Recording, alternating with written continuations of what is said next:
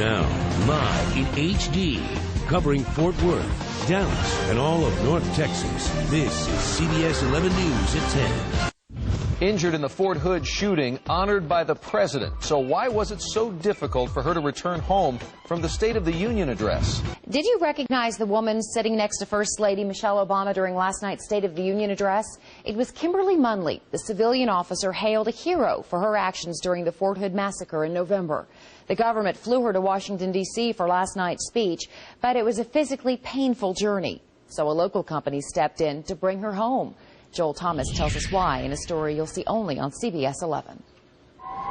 Sergeant Kimberly Munley rushed into the chaos of gunfire in Fort Hood. She stopped a killing spree during a gun battle with the suspected killer. And the third shot went in just below my knee and came out here and went into my calf of my right leg. Munley received a painful knee transplant just days before the invite to Washington. But Munley answered the president's call. Her military employers picked up the tab. That meant Munley flew coach, because that's all government regulations allow. It's not really their fault. It's just their only way of booking the accommodations. Unable to stretch out her leg, Munley suffered the entire flight. The nerve pain starts acting up, and that's the most, that's the pain that's the unbearable. The muscle pain and the joint pain is not so bad. It's just the nerve pain that kind of gets overwhelming. Munley may have rubbed elbows with the elite, but it took a call to a friend in Houston to get relief. That friend called this man, head of a North Texas nonprofit transportation group called Grace Flights.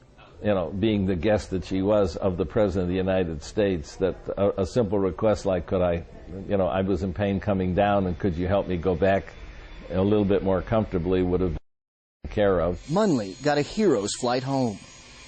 Charity begins at home, and she was kind of our little Texas darling, and we wanted to get her back and forth and make sure she had a very comfortable ride. And I know she's going to have one today in that airplane. Oh yeah, I slept like a baby, and it was the best flight I've ever had. It's so amazing. Joel Thomas, CBS 11 News. Munley says she still doesn't feel like a hero. She says she believes a higher power put her in that situation so she could do the job she was trained to do.